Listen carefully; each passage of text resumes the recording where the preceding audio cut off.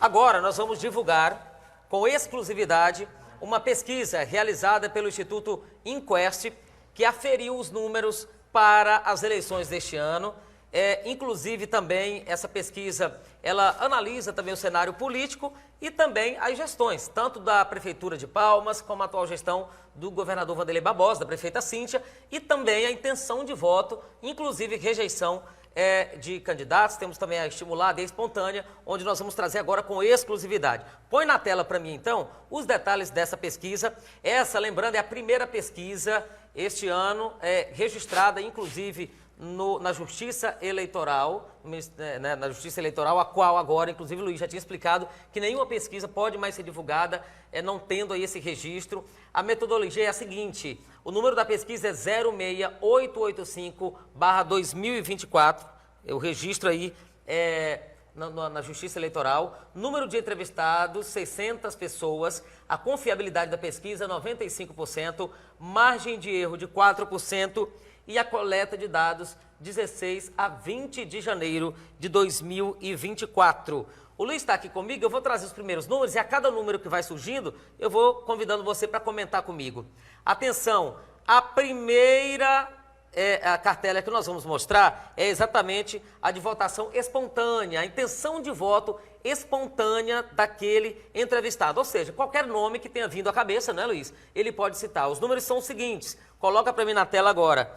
Está com 16 pontos percentuais a deputada estadual professora Jana de Valcari, 9 pontos Carlos Amasta, ex-prefeito, 8 pontos Eduardo Siqueira Campos, ex-prefeito e ex-deputado, Júnior Gel, deputado estadual, com 4%, Cíntia Ribeiro, a atual prefeita, 3%, Wanda Monteiro, 1%, deputada estadual, deputado federal Ricardo Aires, 1%, outros aí gerais somam 2%, branco, nulo e nenhum, 16%, não sabe responder ainda, está em dúvida, 40%. Luiz, olhando para esses números, o que nós temos aí a acrescentar? Olha, Léo, porque pelo olhar friamente esses números aí, 56% da população de Palmas não tem na cabeça ainda o candidato dele a prefeito. É muita gente. É muita gente, os números são muito claros. Mas nesses que já tem já está no seu subconsciente, o candidato, a Janade tem um dado considerável ali, né? Quase o dobro do segundo colocado, do Carlos Amasta, né? Tem 16, o Carlos Amasta tem 9. Então é uma diferença muito grande entre Carlos Amasta e Janade na espontânea. Sublinhando, repito, que por essa pesquisa aí, 56%, ou seja, aquele que vai votar branco ou nulo, e 40% não sabe ainda que vai votar. Então tem 56% dos votos aí sendo disputados, né? Por esses candidatos que estão agora aí nessa cartela colocados. Esses números mostram claramente a possibilidade de segundo turno já? Sim, é óbvio. É a possibilidade de segundo turno, você somando aí os votos espontâneos, veja, eles são espontâneos, né? Dos candidatos, eles não ultrapassam os 50%, então, segundo turno, por essa pesquisa espontânea, ela está clara e evidente. Então vamos agora para os números da votação estimulada. Luiz, o que é estimulada? A estimulada é quando você mostra a cartela para o cidadão, para o eleitor, você coloca a cartela com os números escritos. Né? Olha, tem esse que quer ser faz o X, pré-candidato. Igual na urna lá, né? Pronto. Pronto, igual tá na urna, tem o nome das pessoas, né? Vamos agora, então, pode encher na tela estimulada. Jana de Valcari agora aparece em primeiro com 32%, Carlos Amasta com 19% da intenção de votos, Eduardo Siqueira 16%, Júnior Gel 9%, Wanda Monteiro 5%, Ricardo Aires 4%, Vilela do PT 3%, branco, nulo, nenhum 8% e não quiseram responder 4%. Os números mudam, né? Quando coloca ali estimulada. Claro. Então, aí é só em cima daqueles que já sabem quem votar e tem o nome da pessoa na cabeça, né? Então, ali está claro que a Janade... Primeiro, está claro que terá segundo turno, né? Porque a Janade não alcançou os 50% mais um dos votos na estimulada, né? Tem 32%, e seria um segundo turno entre a Janade e o Carlos Amasta. Agora, tem uma questão aí, viu, Léo? A Janade caiu em relação àquela pesquisa IPEX. A última pesquisa IPEX que a gente divulgou aqui, aquela pesquisa IPEX SBT, a Janad aparece com 35%, e aí ela está com 32%.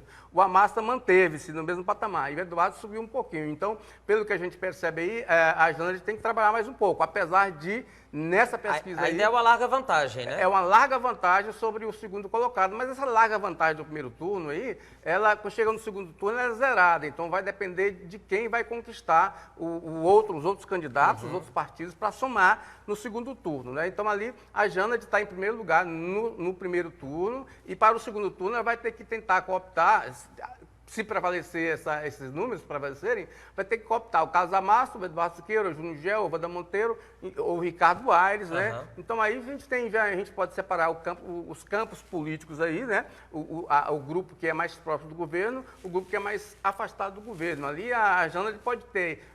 Por essa tabela aí, ela poderia ter certamente aí o Júnior Gel, a Wanda Monteiro, o Ricardo Aires, né? E o Vilela do PT, que se o Luxemburgo não sair pelo PT e o PT não sair com candidato, que tudo indica não vai sair, então é esse campo que ela teria que trabalhar, né? E aí o Carlos Amasta teria menor possibilidade, menor campo para se trabalhar na junção de partidos, né? E de votos que estão, neste momento, sendo entregues a esses candidatos desta cartela. Luiz Armando, você comentou aí essa diferença entre essa pesquisa e a última que nós divulgamos aqui, que foi contratada, a anterior pela TV Norte, a do Instituto IPEX, inclusive divulgada no final do ano. Qual que é a diferença daquela pesquisa para essa, tendo em vista que essa, agora com a obrigatoriedade do registro no Tribunal de Justiça, no Tribunal Eleitoral, qual que é a diferença? Muda alguma coisa ou não?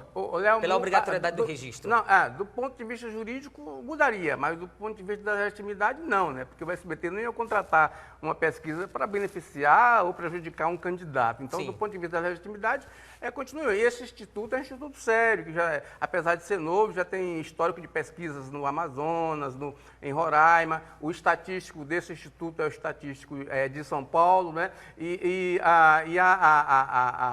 Estão dentro das normas exigidas pelo Tribunal Superior Eleitoral. A partir de agora, não pode mais divulgar pesquisas que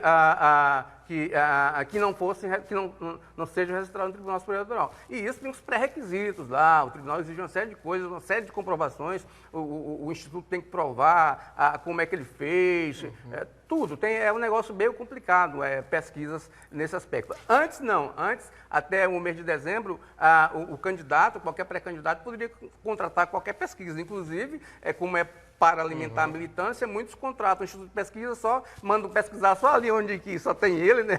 Aí divulga como se fosse... Agora no TSE não, a estratificação da pesquisa ela tem que ser comprovada. Então, e essa pesquisa foi feita via telefone, né? Por uma empresa de São Paulo. Bom, então vamos ver agora como é que está a rejeição dos candidatos, pré-candidatos, a rejeição de quem foi lembrado durante a pesquisa. Essa é estimulada, gente. Números, Amasta. O mais rejeitado, Carlos Amasta, 22%. Vilela do PT, 11%. Eduardo Siqueira, 7%. Isso é de rejeição na estimulada. Ricardo Aires, 7%. Janad Valcari, 5%. Júnior Gel, 5%. Wanda Monteiro, 3%. Poderia votar em todos eles, 17% das pessoas. Rejeita todos eles, 4%. Não sabe responder, por enquanto está em dúvida, 19%. É natural essa rejeição do Carlos Amasta à frente aí? O Léo, não é natural, né? Não é natural, porque ele já está fora da prefeitura, já tem 6 anos, né? Vai para 6 anos. Significa que ele fez um trabalho, nesse ponto de vista da avaliação pessoal, muito ruim, né? Ou seja, as pessoas têm rejeição a ele por algum motivo. Então, a massa vai ter que trabalhar isso. Quando você começa uma campanha, um dos pontos mais decisivos do que os marqueteiros têm que trabalhar é justamente a rejeição. Porque a rejeição, veja bem, o cara não vota nele de jeito nenhum. Então, ali, no caso ali, é um grande número que não vota nele de jeito nenhum. Assim, e a Janad é um percentual mínimo de rejeição, ou seja, somando o percentual de rejeição da Janad com o percentual de aprovação da Janaide, a Janaide está na frente de Amasta, que iria para o segundo turno com uma grande vantagem, ou seja, porque naquela primeira pesquisa... então a rejeição conta não, segundo turno, por exemplo, eu estou falando uma possível. avaliação subjetiva, Entendi. né? Ou seja, o Amasta, por exemplo, ele está em segundo lugar na pesquisa de estimulada, né? Então ele naquela estimulada iria para o segundo turno junto com a Janaide. Aí, veja bem, agora você pegar aquele percentual da Janaide, de aprovação, de pessoas que votam nela, e o percentual mínimo de pessoas que não votariam nela, comparando isso com a avaliação de Amasta, ou seja, o Amasta iria para o segundo turno com um nível grande de rejeição, contra uma candidata com um nível mínimo de rejeição. E ele iria com menor quantidade de eleitores que votariam nele do que a candidata adversária, a Janaide. Então, é uma equação que daria muita dificuldade ao ex-prefeito Casamarça para modificar esse panorama, porque ele está com uma maior rejeição ou seja, essa questão aí, os meios de comunicação estão massificando muito com o advento das redes sociais. As pessoas já sabem, naturalmente, quem vai disputar a Prefeitura de Palmas. É uma cidade muito pequena, né? Coloca o Wesley para a gente, então, a avaliação da administração da prefeita. 40% considera ótima, 23% considera regular. Ruim ou péssima administração, somam 33%, não sabe, não quis responder, soma 4%, e nós temos também a aprovação da própria prefeita. Pode rodar para a próxima tela, a aprovação da própria prefeita, da atuação dela. Quem aprova é 50%, desaprova 42%, não sabe, não quis responder 8%. O que esses números representam, Luiz? Léo, assim, representa que a prefeita vai bem, porque a prefeita já é o segundo mandato dela. Normalmente, a pessoa, quando está no segundo mandato, já tem um desgaste natural com a população. Ou seja, a pessoa já está ali, quer mudar mesmo, aquela coisa toda. Mas lá, aí faltou, nessa pesquisa, faltou um dado interessante nesse tipo de pesquisa, que é o bom. Né? Então, a aprovação do candidato, ela se dá entre o bom, o ótimo e o bom. Ali já passa do ótimo para o regular, então faltou o bom, ou seja, mas de qualquer forma ela tem um percentual, assim, para as condições dela, um percentual elevado de aprovação. 50% de aprovação não é pouco, né? Tá certo. Olha, vamos lá agora, tem mais gente, a gente também perguntou agora, pode colocar na tela a próxima cartela, a aprovação do governador Wanderley Barbosa. Quem aprova? 46%, desaprova 44%, não sabe, não respondeu 10%. É aquilo que você falou, né? Você analisa pelo lado daquela situação bom, ótimo, ruim e tal, ficaria melhor para entender. E eles foram mais diretos aqui. Aprova ou desaprova? 46, 44. Como é que fica? Pois é, aí tá... Eu esperava 50 e pouco, pelo que você sempre comenta aqui. É o seguinte, né? o governador... Por exemplo, ontem saiu, por exemplo, uma pesquisa CNN que o governador aparece com 62% de aprovação, né? O governador Wanderley Barbosa. É o segundo governador melhor aprovado no país. Ele só pede para o Eldo Barbalho, do Pará, com 67%. Agora, essa pesquisa aí, ela diz muito do que o eleitor tem visto, né, do governo. Ou seja, o governo tem feito um trabalho fiscal que muita gente não se interessa, né? Só se interessa com obras, né? E o governo os investimentos do governo no setor, ele tá muito cobrindo buracos, né? Ele não está fazendo obra nova. A única obra nova que tem por aí é esse hospital que está em andamento lá em Araguaína, a ponte de Porto Nacional. Então, assim, apesar de ter investido no ano passado, conforme o balanço que ele publicou semana passada, 1 bilhão e 300 milhões, que é muito mais do que o ano de 2022. De qualquer forma, as obras não apareceram ainda para a população. Então, e o Wanderley só tem 2 anos à frente, 2 anos e meio à frente do Palácio. Então, é por isso que o eleitor ainda não conseguiu ligar o objeto à pessoa, ao sujeito. Então, tá certo. Já está no momento, eu acho que é por aí que essa pesquisa, essa leitura aí, né, do governo. Bom, essa foi a avaliação do governador como pessoa, né, como agente público. Agora a avaliação do governador, do trabalho, da administração do governador. Ótimo, boa, 31. Agora foi porque você queria, ó. Sim. Regular, 35. Ruim, péssimo, 31. Não sabe no que responder, 3. É uma pesquisa que o governador vai ter que processar, né?